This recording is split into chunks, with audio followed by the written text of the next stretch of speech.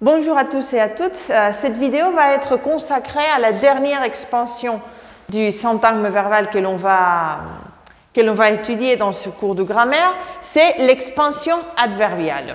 Comme toujours, il est facile de savoir quel est le noyau de cette expansion. Ça va être un adverbe, la dernière grande catégorie de mots à laquelle on va se consacrer. De façon générale, vous savez intuitivement, voilà un adverbe, que les adverbes sont deux mots invariables, c'est-à-dire qu'ils ne changent pas en genre, en nombre, sinon qu'ils ont toujours la même forme, occupent la place qu'occupent au sein de la phrase.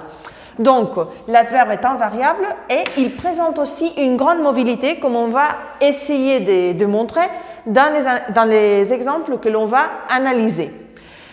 Si l'on fait attention au classement des adverbes, on a deux grands groupes. Les adverbes en main, qui sont peut-être ceux que vous connaissez en premier lieu quand vous commencez à étudier FLE, comme gentiment, sérieusement, carrément, drôlement, etc. Et un autre type divers avec plusieurs sous-classements où l'on a des adverbes divers comme demain, fort ou même deux mots qui vont être des adverbes qui vont être après aussi considéré connecteur comme pourtant, un adverbe concessif. Le cas de pourtant est très paradigmatique car, comme je viens de vous dire, dans ce groupe divers, on assiste à plusieurs sous-classements des adverbes, comme par exemple un adverbe de temps, demain, mais aussi un adverbe des lieux, ici, etc. Aussi d'opposition temporelle, de modes, de moyens, d'instruments, etc. Mais on va voir un peu dans plusieurs contextes l'emploi des adverbes. La première chose qu'il faut prendre en compte, c'est que les adverbes coïncident dans quelque forme avec certains adjectifs. La seule façon de faire la différence, ou l'une des façons les plus importantes de faire la différence entre adverbe et adjectif, réside dans la qualité invariable de l'adverbe. Comme vous savez, l'adjectif doit s'accorder en genre et nombre avec les substantifs auxquels il accompagne. Donc, voici la grande différence. Premier exemple, la tempête était forte dans les Ardennes. Voilà, ici, on a l'adjectif fort qui doit s'accorder en genre et nombre, féminin singulier, dans ces cas avec le sujet de la phrase, la tempête. Mais dans le deuxième exemple, on voit comment fort agit comme un adverbe. Elle était fort impressionné par les capacités de Jeanne. On voit ici que le sujet de la phrase est féminin singulier, le pronom sujet elle, mais le mot en question que l'on va analyser, fort, ne s'accorde pas avec le sujet. Donc, on parle ici d'un adverbe et non d'un adjectif, même si on voit la même forme dans les deux cas. Donc voilà l'opposition adverbe-adjectif et les tests les plus courants pour faire la différence entre ces deux catégories de mots.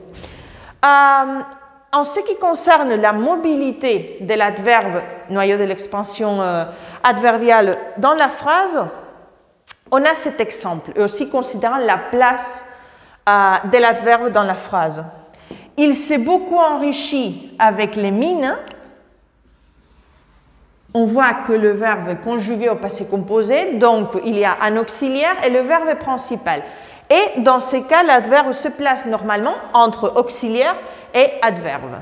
Mais voici un cas de phrase avec un verbe conjugué au présent, forme simple. Il est beaucoup plus fort que sa mère.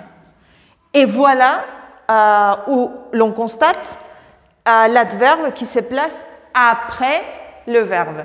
En tout cas et de façon générale, il faut dire que adverbe vient du latin adverbum, donc on constate que normalement ou de façon traditionnelle, on a considéré que les adverbes se plaçaient collés en quelque sorte au verbe de la phrase, au verbe principal, etc. Mais on va démontrer, grâce à notre dernier exemple, que cela a beaucoup changé et que cela n'est pas toujours vrai. Sinon que grâce à la mobilité de l'adverbe par son contenu sémantique, on peut placer l'adverbe dans plusieurs endroits différents de la phrase sans altérer la sémantique et toujours conforme à la norme de la grammaire. Voici la phrase simple qui est écrite en bleu. Elle est belle. Si l'on veut ajouter l'adverbe, comme je vous ai dit, de concession, aussi connecteur concessif, pourtant, on peut, par exemple, respecter cette place traditionnelle dont je viens de vous parler, coller à la forme verbale. Elle est pourtant belle. Mais il se peut aussi, par la mobilité propre des adverbes, dont celui-ci est un cas très, très paradigmatique, que l'adverbe soit placé, détaché, en début de phrase. Cela change en quelque sorte ou nuance la valeur sémantique pour mettre en relief l'opposition, comme pourtant elle est belle. Mais on peut aussi trouver ce même adverbe pourtant à la fin de la phrase. On peut aussi, pour nuancer cette même valeur sémantique, de même que dans les moments où l'on les trouve détachés en début de phrase. La phrase qui en résulte serait « Elle est belle pourtant ». Donc, dans ce cas, il faudrait avoir un contexte beaucoup plus élargi pour connaître l'idée qui a été développée avant, mais en tout cas, cette phrase avec l'emploi de l'adverbe pourtant, qu'il soit détaché au milieu ou à la fin, introduit une nuance qui ne serait pas possible sans l'emploi de ce même adverbe. Merci beaucoup.